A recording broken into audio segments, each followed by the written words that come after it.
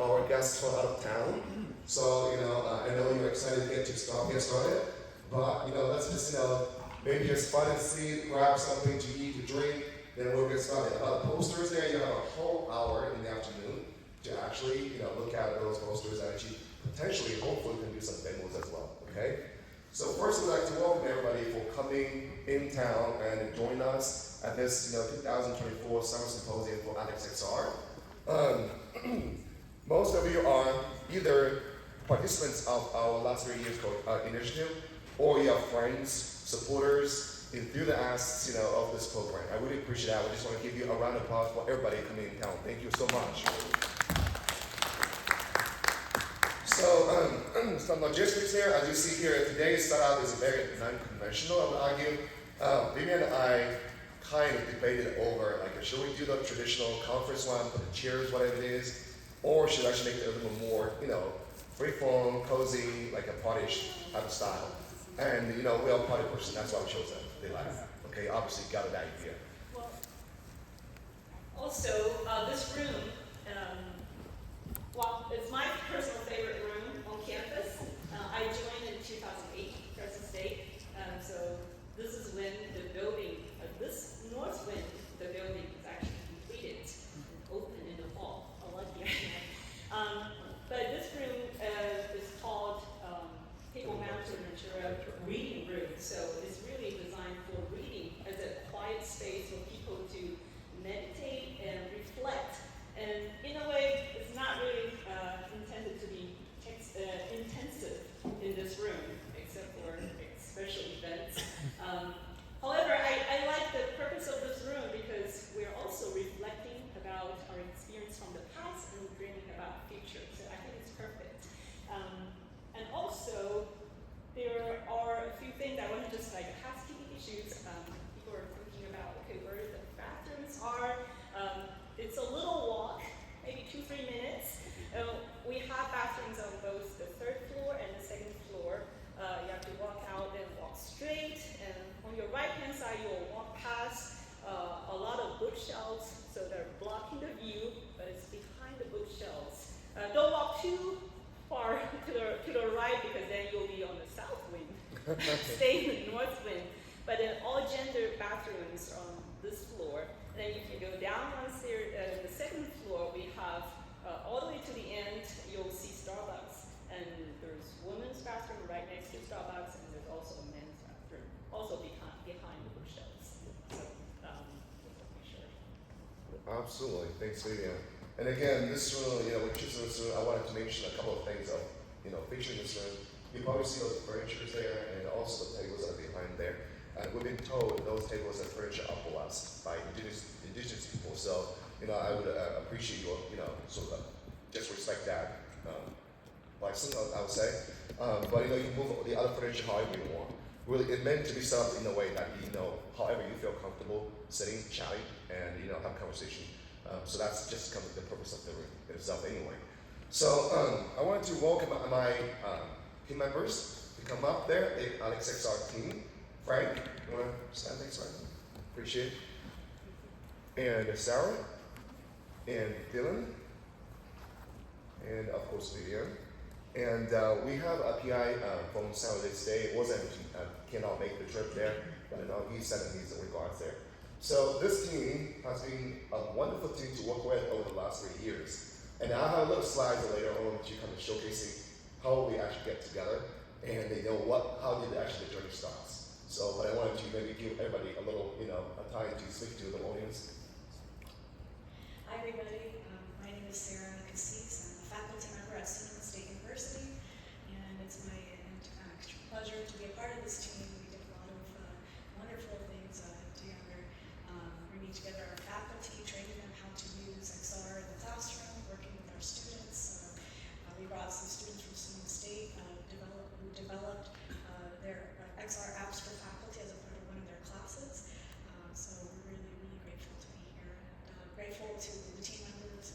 It's been an extreme pleasure. Thank you. Thank you, Sarah.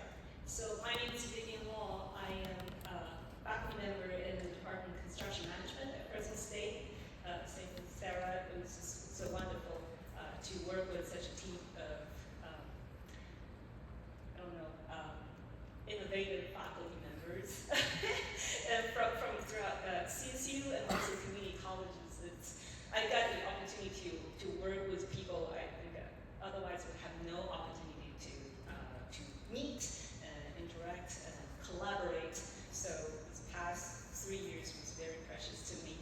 And finally, we got to have this gathering at Fresno State, and in the summer, as you will know, Fresno is very well known for its heat, so it's always a challenge to attract people to visit us during summertime.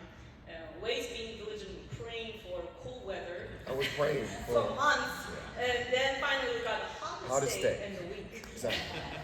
But I want to say special thanks to all the out-of-town guests for joining us. I don't know when the next time we'll meet, but at least this is a start, and we will continue the collaboration hopefully after this. Thank you. So, good morning. My name is Dylan Trelawney. I'm a faculty member down at Fresno City College. Let's see. So I was part of cohort A 2 years back. I guess fall 21 into Spring 2022. yeah, spring 22. And so I participated in year one, and being a community college, we don't quite have the same infrastructure in place. And so it took a little bit to learn what we needed and what we, how to acquire that. So that was kind of year one, what I did, right? It was a bit of a steep learning curve, but it was good in most aspects.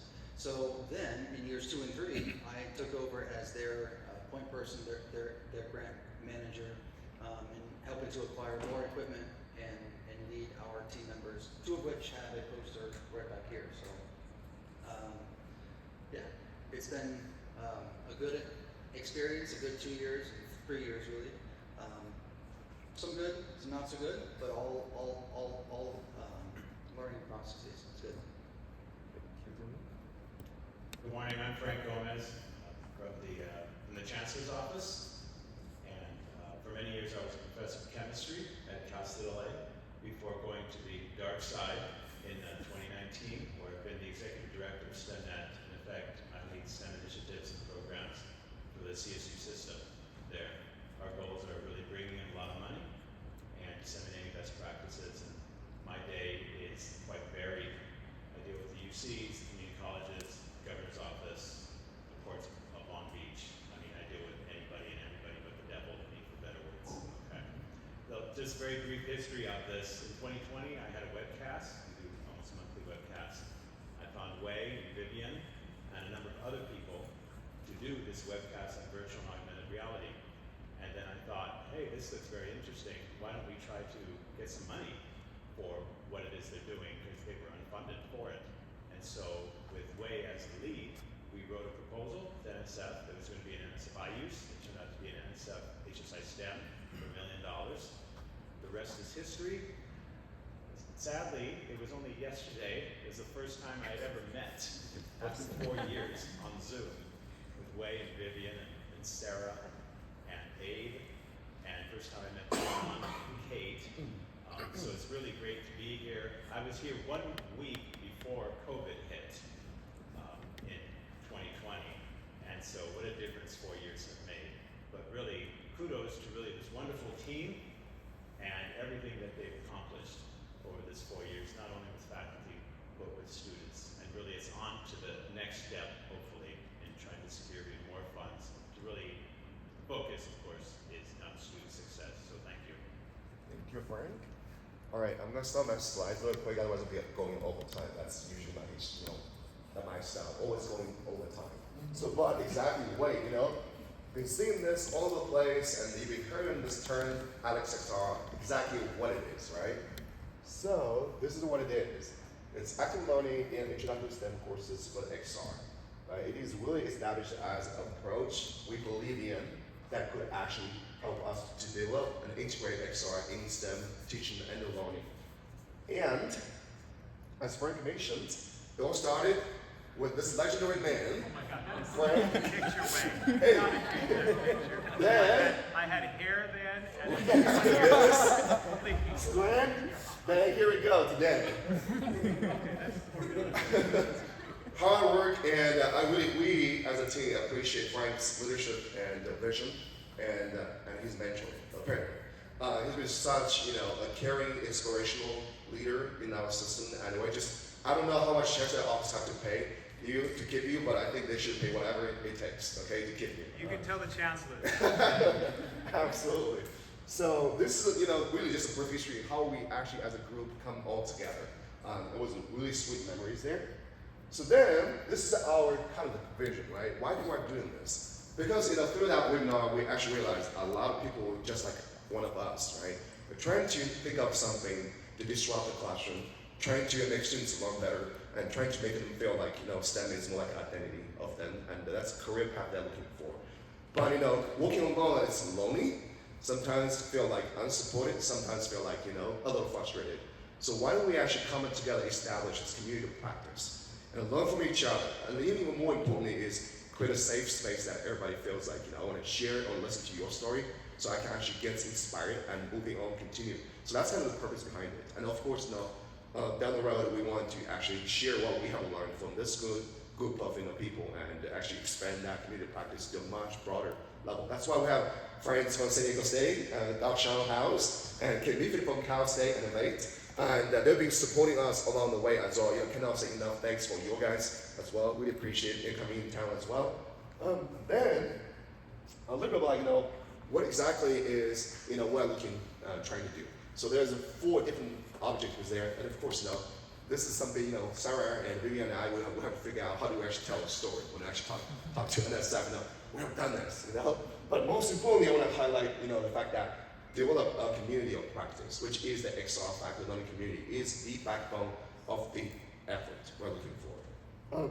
Then, over the years, XR PLC really is trying to, structure and gear on, faculty, learning community, and engage people, and bring people up to speed, expose them to technology, and more important is, how can we actually organically use XR, or maybe use the word we learned last week, more meaningfully.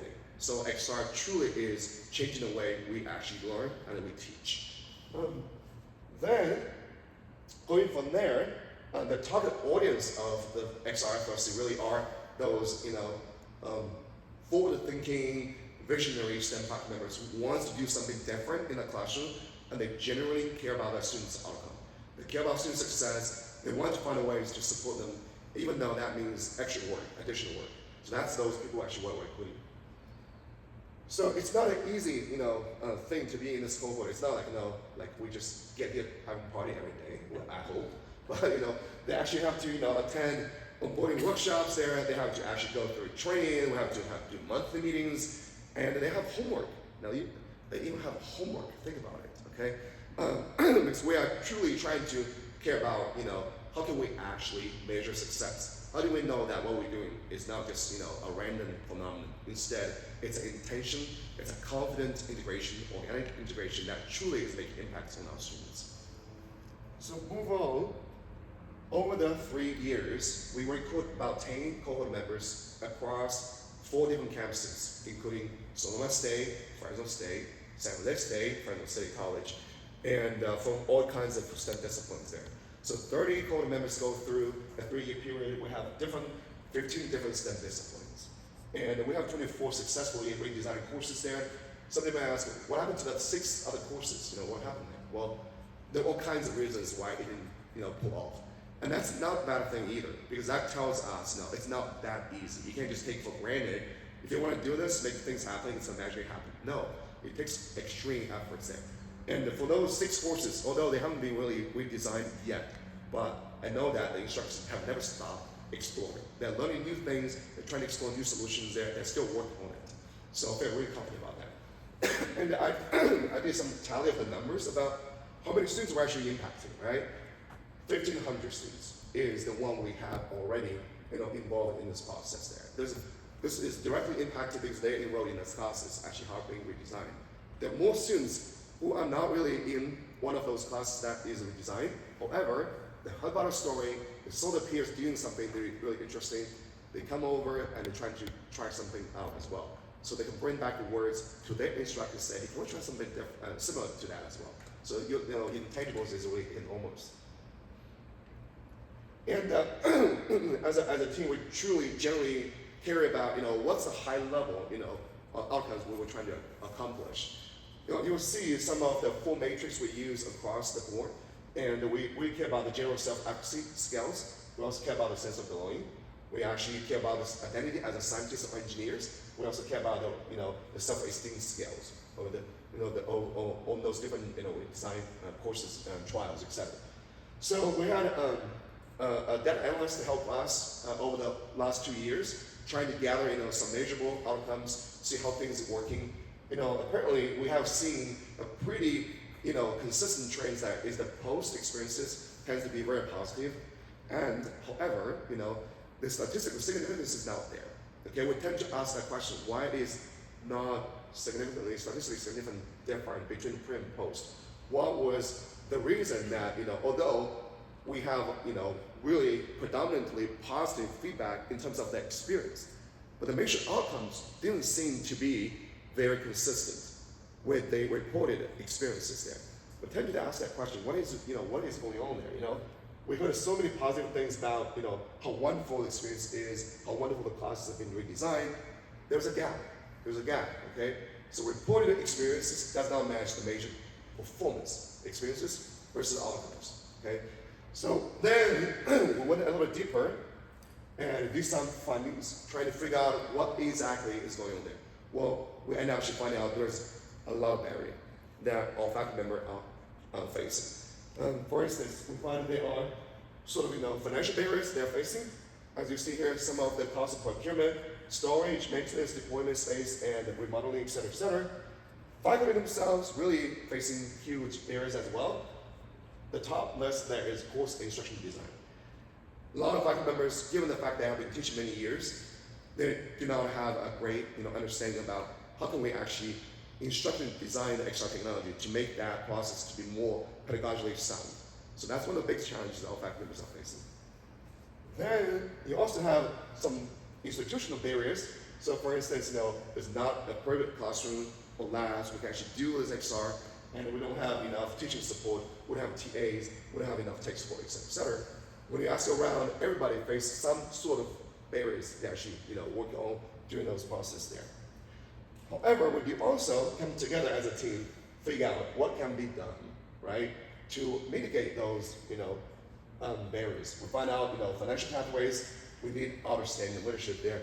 Our professor is going to join us around 10 o'clock, and here's an example about how he understood what does it take to be successful when it comes to adopting innovation on this campus, and he diligently helped the team out by providing additional funding support to actually hire student assistants, make them actually go to the classrooms, help the students learn. Other examples including faculty training and collaboration and scaffolded learning design, et cetera, and also the institutional pathways. We really wanted to establish a little bit more better infrastructure, not only just physical, but also student assistants and very competent course designer, as well as our student interns and the technologists, et cetera. So, what does all that mean? That means the project have generated impacts as we expected, sometimes beyond our expectation.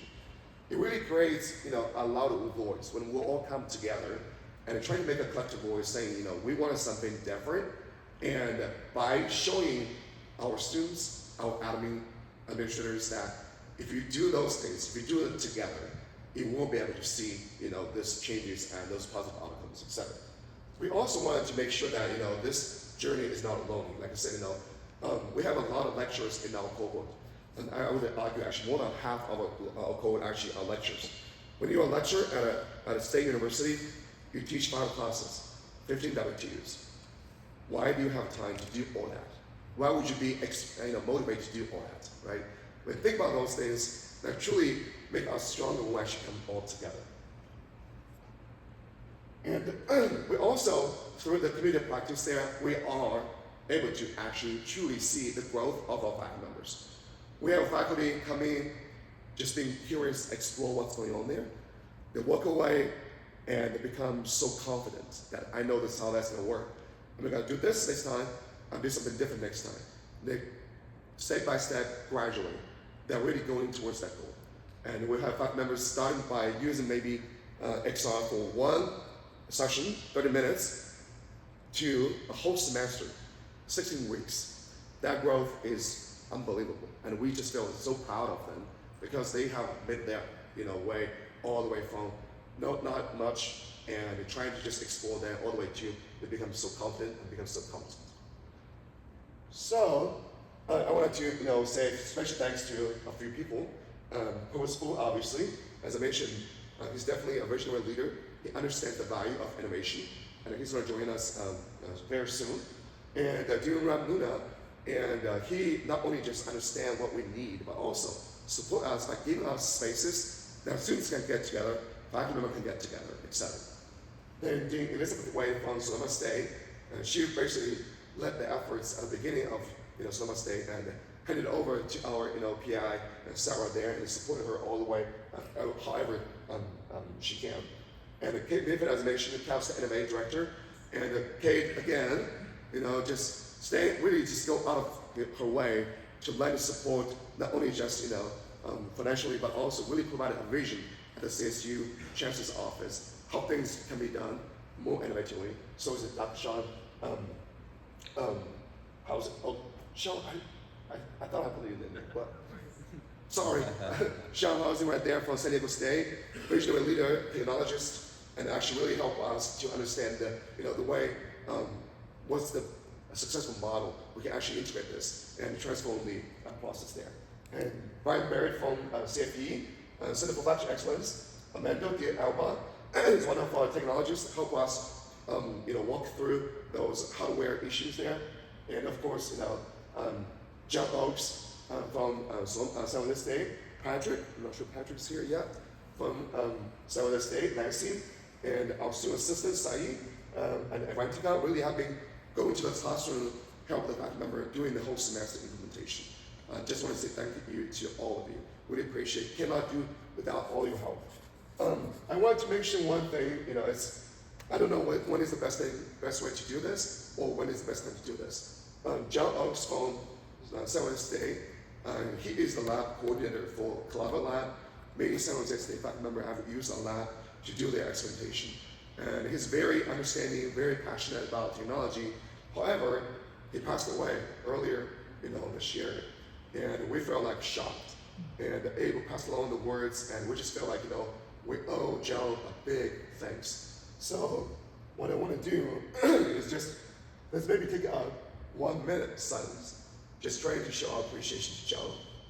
And really, want to say thank you to him and wish him rest in peace.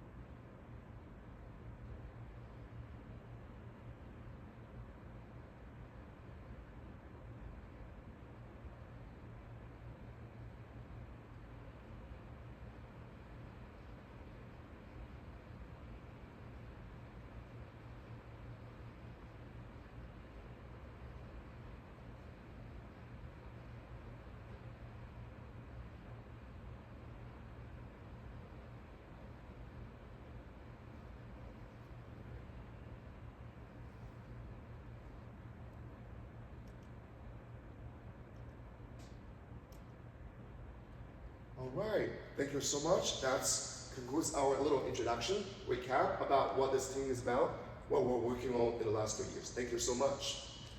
All right. So I'd like to welcome Associate Dean Hyatt, since Dean Luna cannot join us today, and I want to have him to say a few words for us on behalf of the dean. Thank you. Good morning, everyone. You're having a good day so far. Some nice breakfast, and it should be a fun day. Lots of great things going on with this program. So again, my name is Brad Hyatt. I'm the Associate Dean in the Lyles College of Engineering here at Fresno State. Dean Nuna was unable to make it this morning, but he sends his regards. He's really excited to see all the results. We've been getting updates over the past couple of years as Wei and Vivian and others have led this initiative and this grant program, and it's really exciting.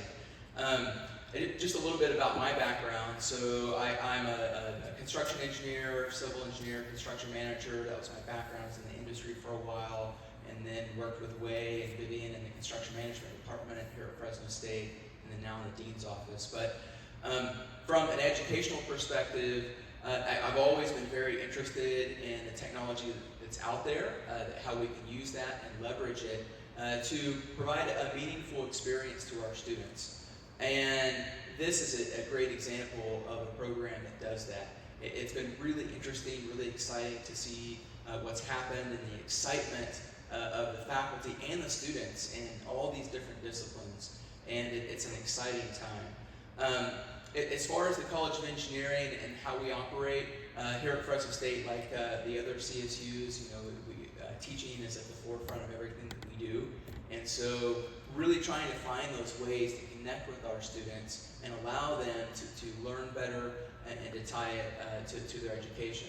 But not just that, from a College of Engineering perspective, it's important to do it in a way that prepares them for their profession.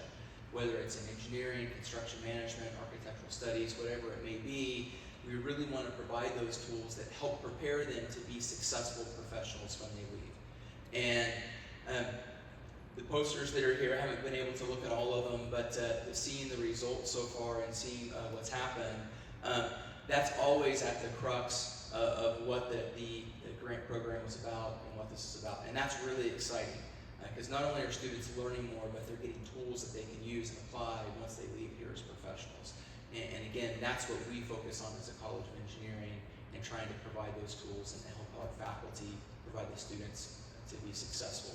The other thing that I would say here at Fresno State, like many of the other institutions that are here, we have students that are coming from lower socioeconomic groups, students that haven't used a lot of technology, which is always amazing. It always sets me back a little bit. We think that all of our students come from this background where they're using technology every day because they may have a phone in their hand. But that doesn't mean that they're using technology at a higher level. Technology that's going to be helpful for them within their professions when they leave. And so this is even more important for those students, to provide them, to give them that leg up, to give them that ability to use technology, high-end technology, to learn with, to apply, so that they can be successful in the long run. And it's really exciting. I know I've said exciting like 5 times, but it truly is exciting to see what this has done over the past couple of years. Provide those tools, to put those tools in our students' hands, and then to hear the students talk about that and the impact that it's had on them. And again, the surprise that I had when I talked to them, I said, have you heard of XR or VR or AR, before you started this? And a lot of them will say no. Maybe they've seen it on a video on their phone, on TikTok or whatever, but they've never actually seen it in person. And so that's amazing. So not only are you changing the education for those students, but you're changing their lives. You're really providing an opportunity for them to take a step into that profession and have that confidence that they've used technology that's truly transformational, and it's going to allow them to be successful as they move forward. So the last thing I'll say is, for Wade, Vivian, the other collaborators, and all of you here today, thank you so much for everything you've done. Thanks for being a part of this. Thanks for helping to move forward what we do in education across the different disciplines. And I hope you have a great day today. It should be very exciting to watch a lot of the presentations. I'm going to be in and out, but I'm going to try to be here as much as possible today to watch everything. And I'm excited to see what you all have to say. So thank you again. I appreciate it, and have a great day.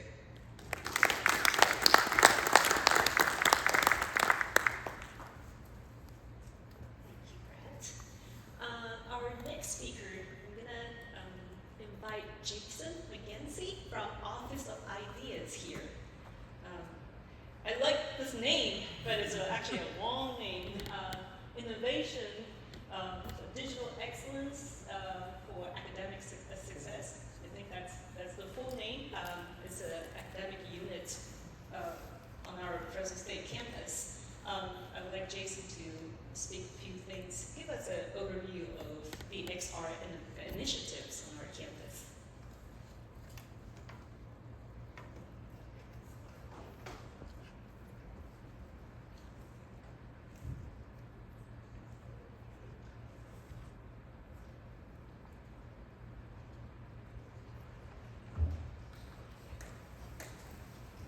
Thank you. Thank you to Dr. Liu and Dr. Wu for organizing this event and inviting me to participate. And they really brought myself and a couple of the members of our team into the awareness of VR. Probably I think it was the summer of 2022.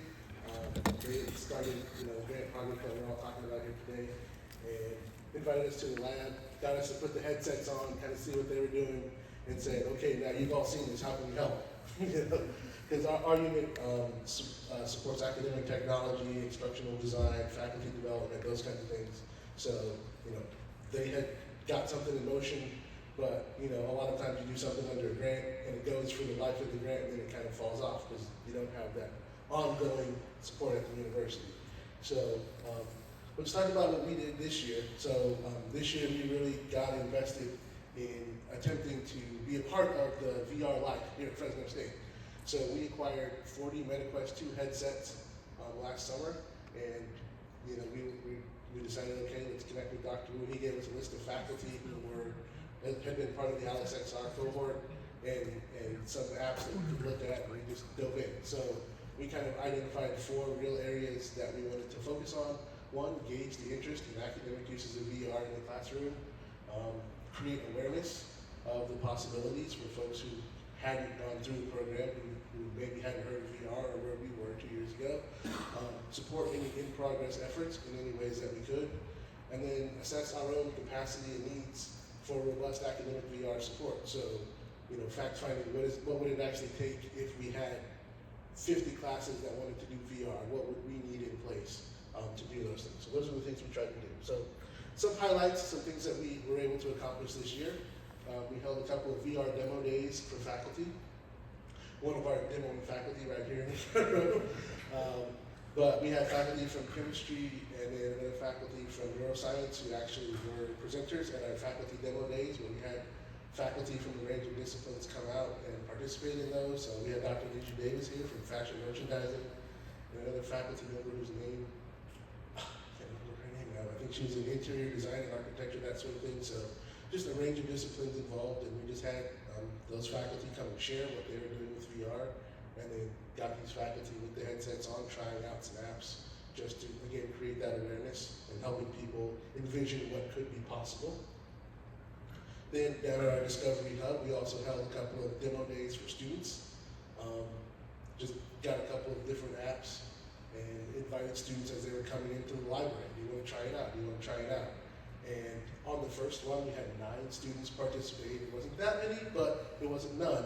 And what was interesting was, of the 9 students, none of them had used VR in the classroom, which wasn't terribly surprising, but all 9 said they would be interested in trying it out in the classroom, or they could see how it would be applicable to a classroom setting. So that's just encouraging that students were being exposed to the technology for the first time in most cases and immediately saw how it was relevant. So the second time we did the demo day, we were grabbing students as they were coming into the library as well, but we also took some of the headsets up to the Starbucks area and we're just walking around grabbing students. Do you want to try it out? Do you want to try it out? Instead of just waiting for them to pass it and come to us. So we were able to get a little more involvement that way. But we were able to get good feedback from students, very positive, just in terms of the overall experience. So students seem excited about the possibilities of the technology. We helped Dr. Donnelly Hermosillo. We got him connected with Danube High School last year. They did a video game design competition for students, and that's one of his areas of research. So we got him connected with them, and then this year he got invited back, and part of his going out this year was taking about 30 of our headsets out to do a VR demo day for students at Danube High School here, one of the high schools here in the area. And so because we had some capacity to be able to support that with the number of headsets that we had, we were able to support that effort, and now we were able to continue to drive the VR initiative, not just here, but also down into the K-12 area as well, and then sharing back up, here's what you can expect when you come and start participating in the Fresno State education. We were invited to participate in the College of Health and Human Sciences Health Tech Horizons Symposium. So my former colleague Armando was able to find a nursing simulation app, and so we were able to show that for some students. And we even got our university president, President Jimenez Sandoval, with the headset on, and he got to try out the nursing simulation, so that was pretty exciting. and he was able to see again, here's what VR technology is possible. And so, see, just getting people at all levels of the university engaged and interested in the technology. We did a couple of in-class demos as well. This one was for HRN 155, which is a training and development class. Dr. Zara Shahachian, she teaches these students that the class is about developing corporate and professional training. And she says, I know that the VR is a big part of corporate training and it's growing in that area, but I don't know anything about it other than that it's happening. So can you come out and show me and the students how it works, what it looks like, and have that experience? And we were able to help them with that, and she's excited about the possibilities and wanting to do more of that as well. So those are just some of the things we were able to do this year with VR, creating that awareness, understanding the needs and what people want to do and the possibilities. Some of the challenges that we identified for ourselves, one, device management for scaling up support is a big one. I don't know if you all have used some of these VR headsets, but one of the things is you got to put the headset on and then use the controllers to set up the settings and add apps and all those things.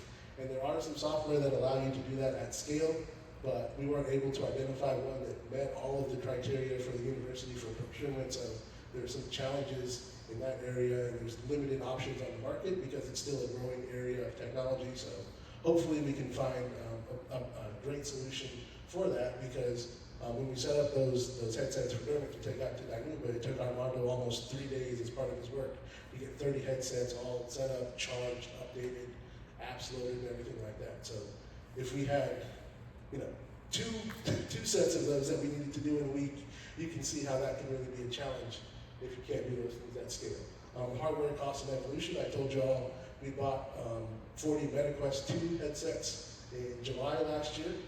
For those of you who don't know, the MetaQuest 3 came out in August. So, the hardware continues to evolve. There are other companies and there are different headsets that have different use cases, and some are bigger, some are smaller, some use controllers, some don't. So being able to get all of the necessary headsets, or being able to test all the different options and find the right ones and make sure you have the up-to-date ones that work with all the apps, that's a challenge that we've identified. We haven't solved it, but we've identified it. That's progress. Ongoing faculty development. The grant was leading the faculty development charge. Who's going to pick that up? Our office does some faculty development. Is that something we need to do? Do we need to increase our expertise to be able to do that? Or are there other areas where faculty development can continue to grow? And then catalog of apps. That's another one. And resources. It's great if we introduce people to something, and if we can show someone a chemistry app and they can see, I can see how we could do something like this in fashion merchandising. Do you have a fashion app that I can use? Well, we've got to find that, or we've got to work with someone to create that, or source it and get through the process. So really developing a catalog that we can show people and say, here are the experiences that you can give to students in your area, not just the one or two or the few that we've currently identified, but really being able to have as many as possible so we can create a robust VR environment. So I identified these things as challenges. I don't say this is bad, because part of what we wanted to do was assess the capacity and needs. So identifying where the challenges are, where the pinch points could be, helps us be able to make decisions about what we need to do going forward. So even identifying challenges, I knew was a success. And then I just want to close on this. We got the whole team involved. It wasn't just me and Armando. We got Eric West here, who was our senior media producer, William, who's one of our other instructional designers, and then we even got Diane, our administrative support coordinator, to try out the headset. So it was a team affair this year, getting everybody involved, trying out the headsets, getting VR going here at the Office of Ideas, and trying to just expand VR awareness, use, and just having fun with it here at Fresno State. You get into technical and all that stuff, but having fun sometimes is a big one. So thank you to Dr. Wu, to Dr. Will for their time. Saeed and Avantika really helped us out when we were getting started as well. And thank you all for being here. Thank you.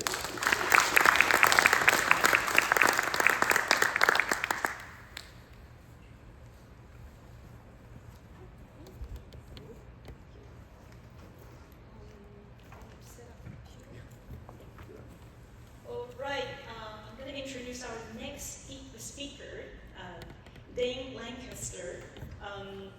Dane's been the guest speaker for us for the last two symposiums as well. One time, first time in San Jose State, and second time in Sonoma State, and we invite him back again. It was just interesting that every time he comes and he's got new stories to share. So I'm curious to see what he's going to talk about today. Just a little background. Dane is currently the founder and CTO at Pacific XR, focusing on the application of XR machine learning and artificial intelligence for learning, data visualization, design, and collaboration in education and the enterprise. And before that, he was Senior Director of Information Services at Marin County Office of Education for 15 years. And while he was working there, Dane led the establishment of the XR Marine Regional Training Center. So XR Marine is actually a partnership between the Marin County Office of Education, Novato Unified School District, Marin County Free Library, and the College of Marine. And its mission is to expand the application of immersive VR, AR systems in the classroom, offer students classes in XR design and development, host community open houses, and provide XR professional development to educators. So today, Dane's going to talk about immersive learning lab at XR Marine. Thank you. Thank you.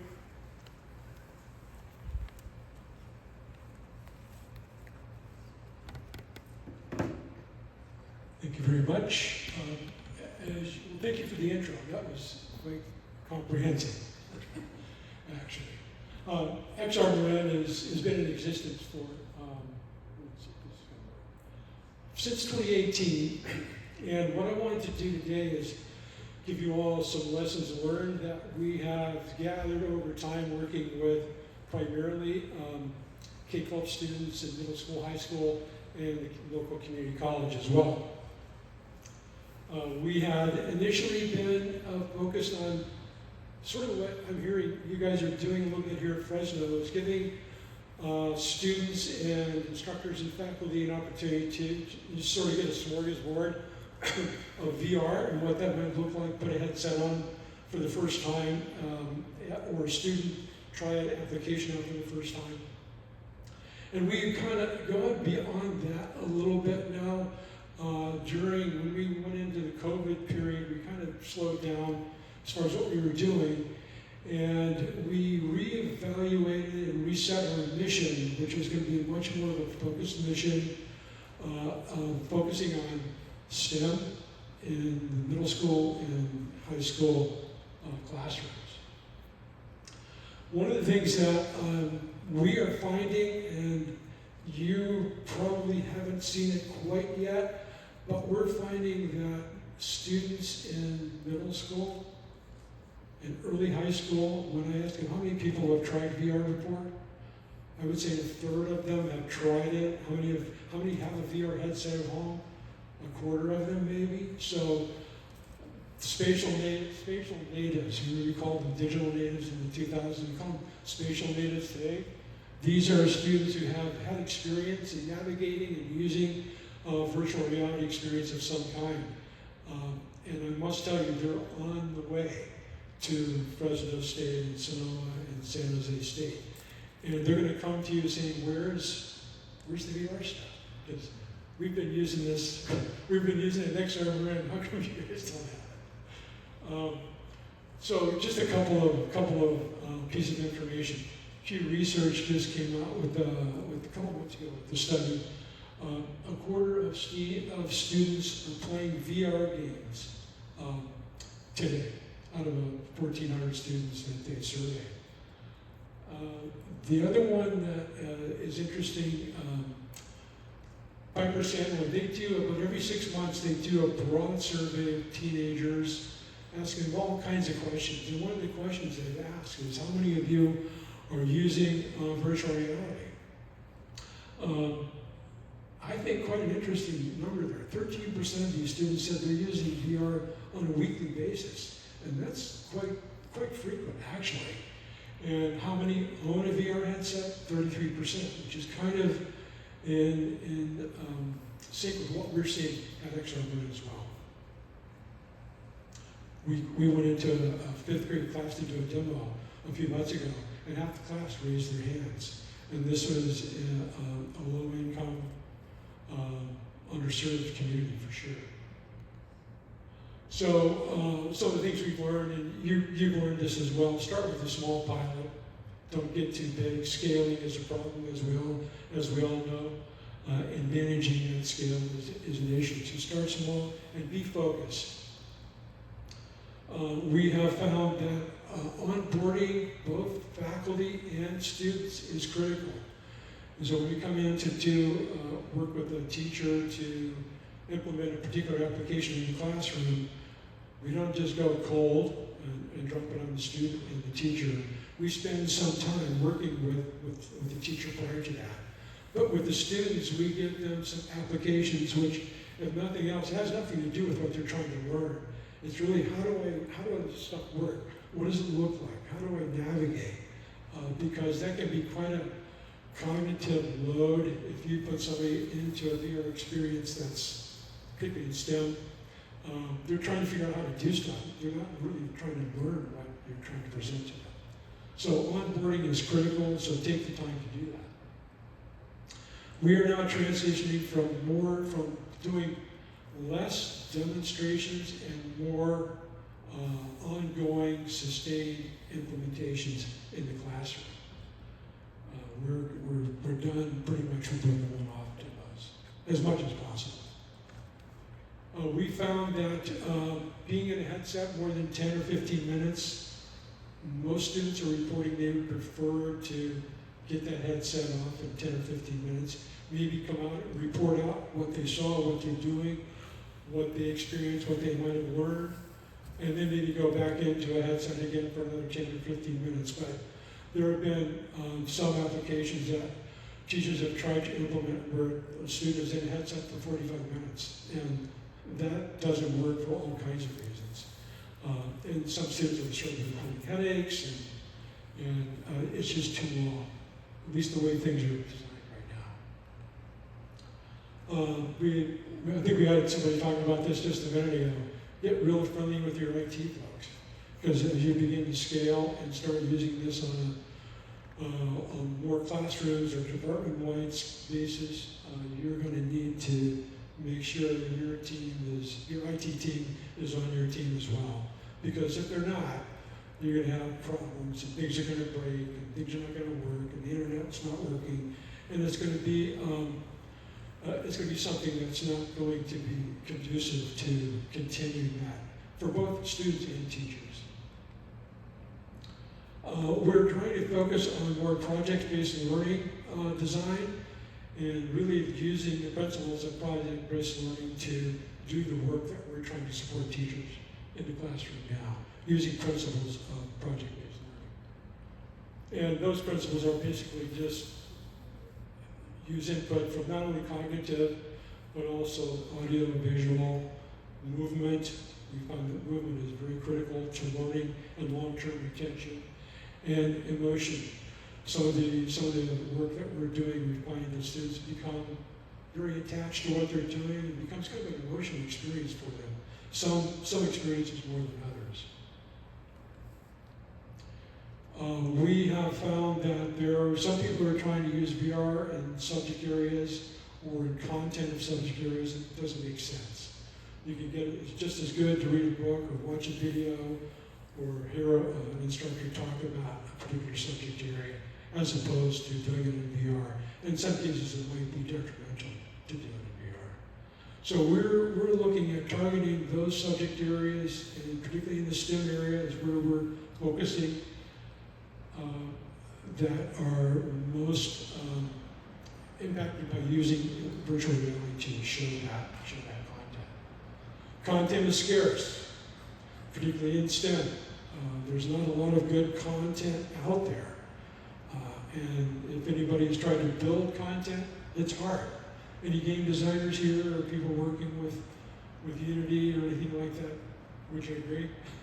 Very hard. And typically you're not going to have an instructor build content. Getting into Unity and building an interactive experience is not going to happen. So we've discovered that content is scarce, and so what we're trying to do is, well, one of the things we're going to try, we want to make sure we're aligning with teacher goals, and we have focused on chemistry currently, and we're working with a group of teachers in the area that are interested in using virtual reality to introduce students to chemical concepts. Any teachers that have been teaching chemistry in high school in particular, pretty much being taught the way it was taught 50 years ago, and it can get to be very, very jargon loaded and a lot of concepts that are new, and you're looking at books and trying to lift diagrams off of a page of a lab manual, and it's difficult. So the problem we have is lack of engagement in chemistry class in high school. So what we're going to try to do is use VR to increase that engagement and hopefully then increase understanding. The teacher identified these particular topics that they wanted to begin to focus on. Lone pairs, bond angles, molecules, molecular geometry, those kinds of things. And those fit very well in introducing chemical concepts and molecular structures in virtual reality. It becomes very immersive, and students can see things better in an immersive situation than they can in a video or looking at it in a book or a chalkboard. These are the learning goals that the teacher set out, recognizing molecular geometry, difference between electron and molecular geometry, compared bond angle predictions in VESPER, and describe how lone pairs affect bond angles and molecules. So that was her goal. We just started this in early spring, and I'm going to show you some of the sort of very initial things that have been done in that class. One of the other things we found in working with students is students like to work together. They like to do things together in the same environment. So we're looking at software tools, VR tools, that enable multi-user, multiplayer ability for multiple students to be in the same VR experience at the same time and communicating and working with each other as collaborators. And then students as creators, being able to enable students to build things. And in this case, these students are going to build molecules with various tools that we're providing them. So the goal here was to develop a concept called the molecule of the week. And so what students are doing is they're identifying a molecule based on their research that has some interest and is relevant to them, or they think is important. The thing that the teacher says here is not only do they increase understanding, but in doing this kind of work, students are better public speakers and develop presentation skills in a way that they haven't been able to do before. And there's something about doing that in VR that eliminates the fear of presenting in public. So again, they wanted to identify molecules that were relevant to them and had meaning to them. And these are the tools that we provided the students and gave them some training in both the teacher and the students. Two of these they're specifically for chemical and molecular design. Shapes XR and Nano. Anybody familiar with either of those? Nano? Okay. Yeah. And then Blender, which is a free open source 3D modeling tool. Avogadro, which is another chemical sort of a legacy tool that helps students identify molecules and what their structure is, and then enables them to pull that information into this Blender tool and create a 3D model of that molecule. And then with OpenAI, they developed a little story. So they developed a story based on the molecule that they chose. So, for an example here, one of the students chose the molecule penicillin. Most of the students had never really understood or heard of it, and didn't really realize that penicillin hasn't been around that long. It was discovered in 1928, and really wasn't used very much until the Second World War. And during the Second World War, the mass production of penicillin was available, and they were kind of amazed that this prevented deaths from infection that 5 years prior to that would have been a death sentence. But with penicillin, that was prevented in many cases. That kind of blew their minds. I think they've always thought antibiotics have been around for 100 years. And then the chemistry of penicillin, which is what. Now, will we get audio here? Right? We will. So what we're going to see here is a student's initial creation. Again, this is just very beginnings of what we're doing. This is a student, from a student's point of view, inside of that Shapes XR, which is a 3D design, scene design tool, but it enables you to import 3D models. And so let's see how this goes.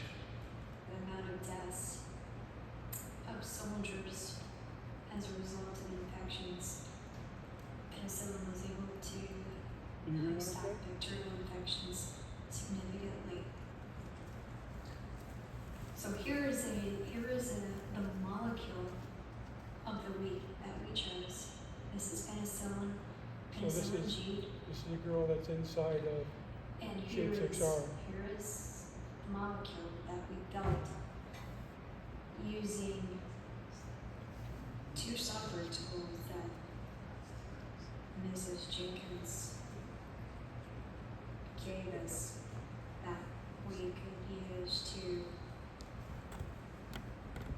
get information we needed to build the molecule using Avogadro, which converted molecular information into something called a protein data bank format, which, as we understand, determines the precise location of each molecule or each atom in a molecule. So we use that to get the protein data bank information, and then imported that with another tool called Blender, which is a 3D modeling tool. And Blender created this molecule that we see in front of us here when we imported the protein data bank information. And then this information, this model that we see here of this molecule was imported into Shapes XR, which is where we're at right now, and we're having this conversation.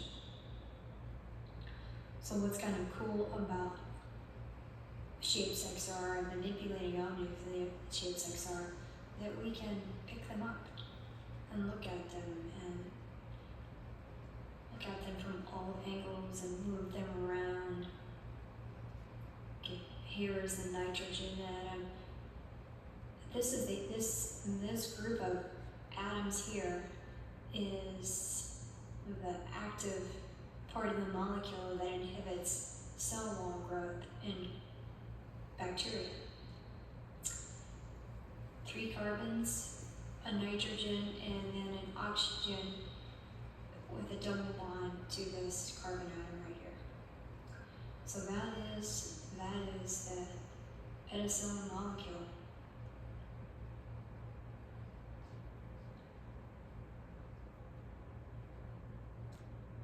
And she has a little picture of a bacterial. Then, as I said, the way penicillin works in killing bacteria is that it causes a breakdown of the cell wall in a bacteria.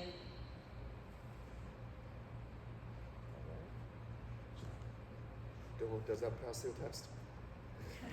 Oh, is he the biologist? Chemistry. Oh, chemistry? Yeah. Can you stand here again and do that? Yeah, absolutely. Then the other tool, which is Nanome, which is a very sophisticated molecular research tool, really. Very, very sophisticated. We've been working with, it was developed at San Diego's, UC San Diego, and is now being used by big pharma companies for drug design and so forth, and drug discovery. Can you guys hear me okay? And so we've been working with this group to figure out how can we strip this down so that we can use this at the high school level, because it's really very, very, very, very sophisticated. So what I wanted to show you here is just a couple of minutes, and I might have to skip through this, of what this looks like. But this enables you to build molecules in virtual reality, and recognizing bond angles, and as you put molecules together, the molecule will shift based on electron densities and so forth. So if we could. So in the prep tab, there is a slew of different types of configurations that you can go through. So we definitely invite you to check that out. But for today, we're going to be going over some of the basics. So we're just going to go to the build side of things. And what's most powerful about the MedChem tool is that you can build any chemical or chemical structure from the atom up using the periodic table. And so if you go down to the bottom right corner of the MedChem panel, to the periodic table icon here, you can see all kinds of elements from the periodic table. And so let's say I want to build a 6-member carbon ring. I'm going to choose the carbon atom there. And we've also got some preset organic elements in the build panel already. And so I can toggle between nitrogen, oxygen, and so on and so forth from there, or I can, of course, use the entire periodic table. And so I'm going to, again, build a 6-member carbon ring. I'm going to start off with a carbon. And so notice that in the entry list, there are no structures currently in this session. And so in order to place this carbon molecule, or atom here, I'm going to click and hold with my index finger. And then now I've placed this carbon in the scene. And so in order to continue building, what I can do is I can click and drag from this existing carbon, and I can draw a bond. And so the location at which I place the next atom is where I release the trigger, because I'm holding the trigger right now. And so when I release the trigger right here, it's going to release it. Of course, there can't be a bond length that long. And so when I release it, it's going to automatically run a energy minimization calculation to build. And instead of using carbon, I can bring up a single bond tool. And I can connect those two bonds just like that. And there you have it. We got a single 6-member carbon ring. Awesome. So Josh, you know, 6-member carbon rings are cool, but you know what's cooler? Benzene rings. Totally. So tell me, what is the difference between a 6-member carbon ring and a benzene ring? Easy. You got 3 double bonds in it. 3 double bonds. All right. So I'm gonna instead of using the single bond tool, I'm gonna go over to the double bond selection over here in the MedChem panel. Now I can start placing double bonds. So where should we place the first double bond? Yeah, let me go ahead and point my laser pointer here. So he's going to point. All right, where he let's wants to place go. that. Boom, I got a double bond there. Now let's place that symbol. Boom, perfect. And lastly, this All one right. over here. Perfect, awesome. Thanks, kid. Awesome. So wow, you know, you can really tell the difference between the stability of a 6-member carbon ring and a benzene ring with those double bonds.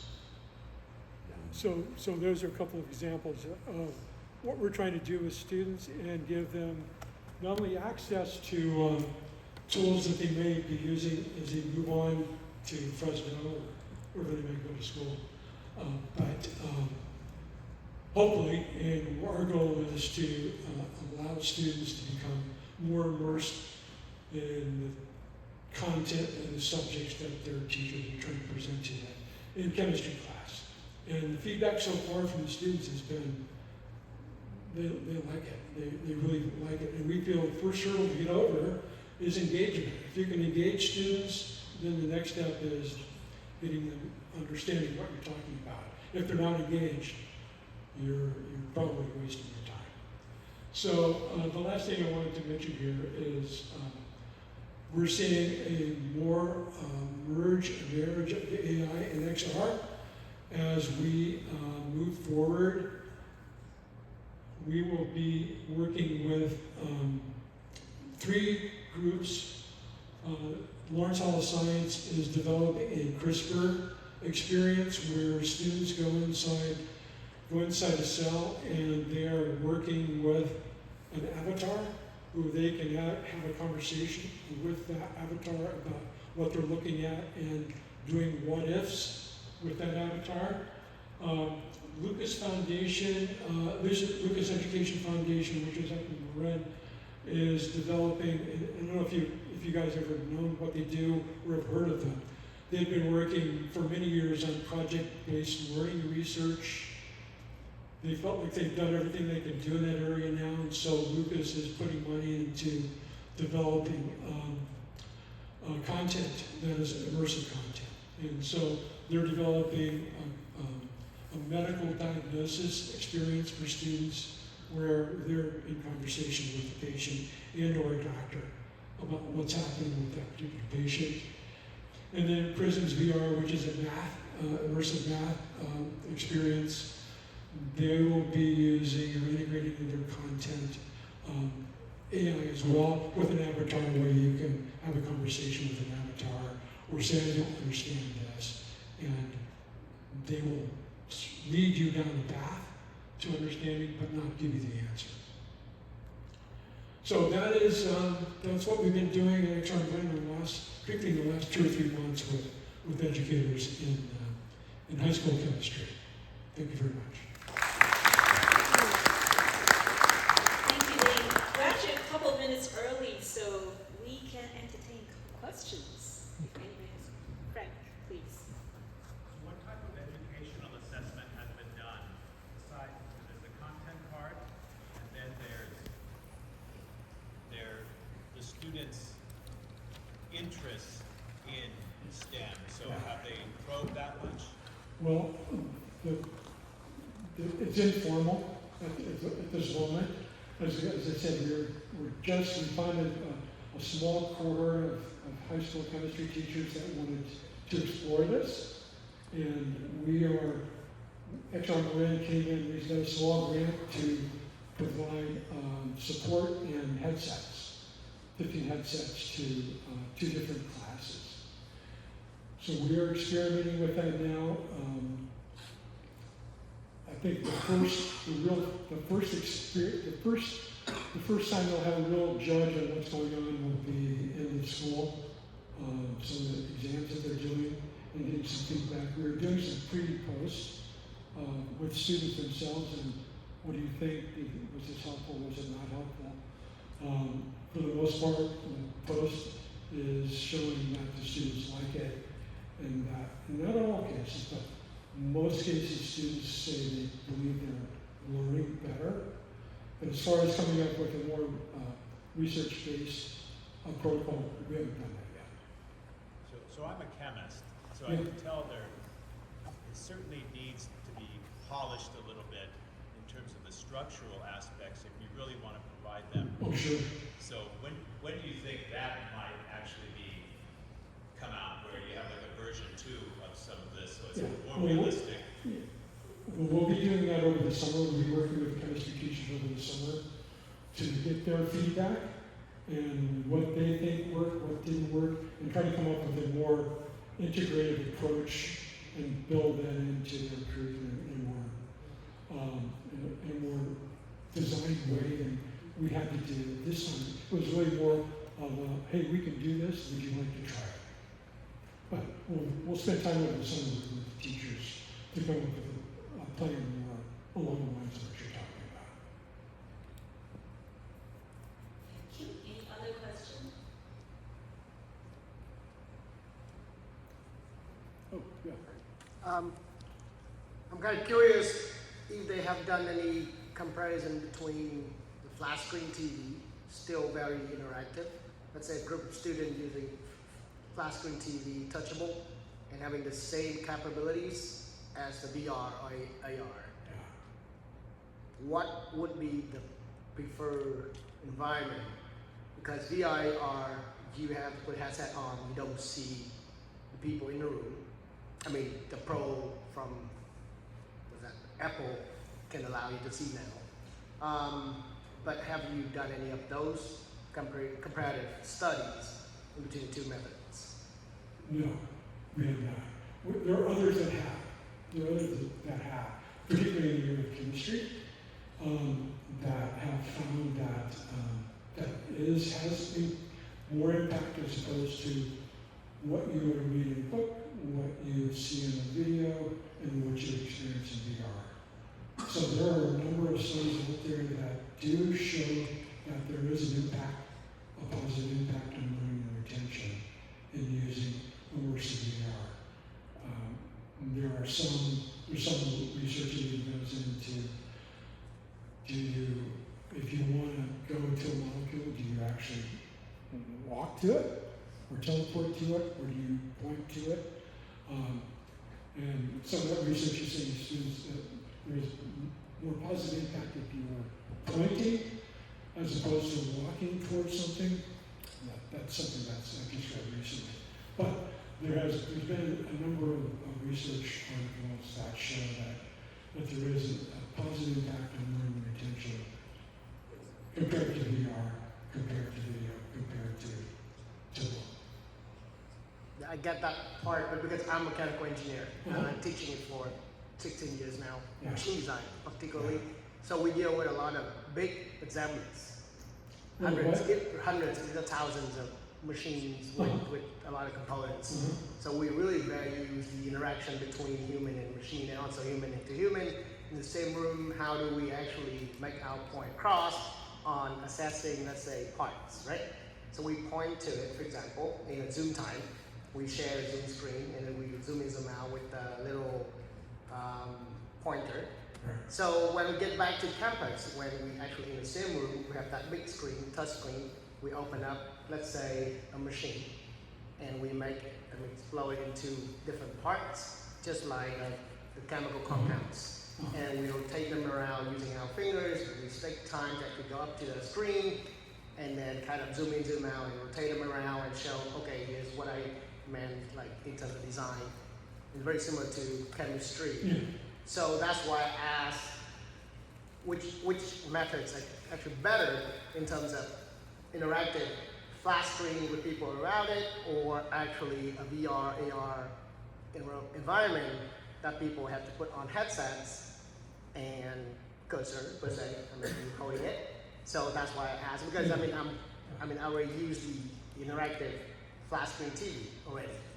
I want to kind of start exploring the VR for my class in machine design.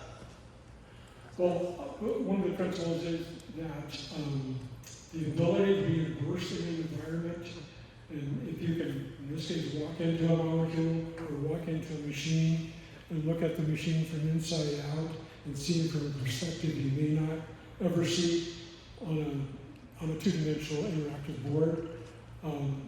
There is theory that will improve understanding and learning and retention of that particular device, a particular molecule. Yeah. Yes, sir. Thanks for the talk.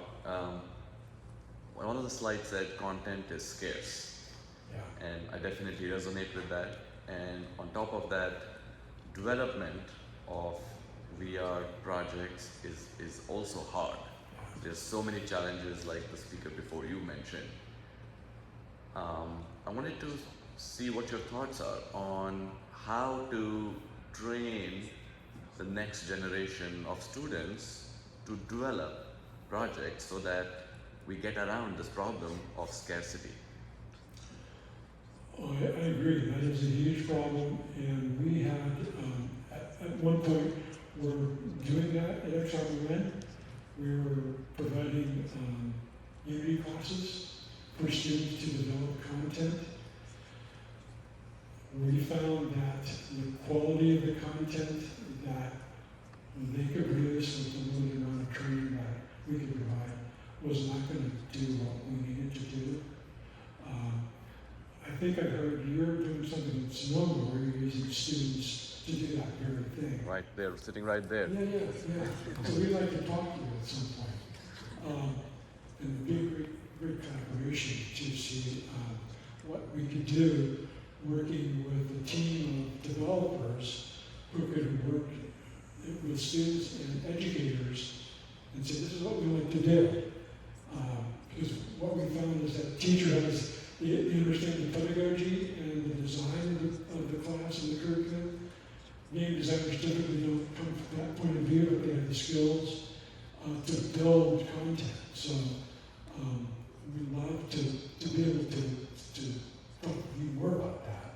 But one of the reasons that we chose the content of the software we chose here today, Shades XR and Nano, is they're already built, they're very powerful, and they're open-ended. So, and one of the things we found with teachers that we've worked in the past, that canned content was interesting, but they wanted to customize it, and they had different ideas of how you want to do something in VR. And with canned content, you go with what you got. So we were looking for open-ended software tools like Nano and Shades XR, where we could actually have a little more freedom in what the teacher wanted to do and what the students could do as well. Thank you. Yeah. All right, I think that's it. Thank you very much. Thank you.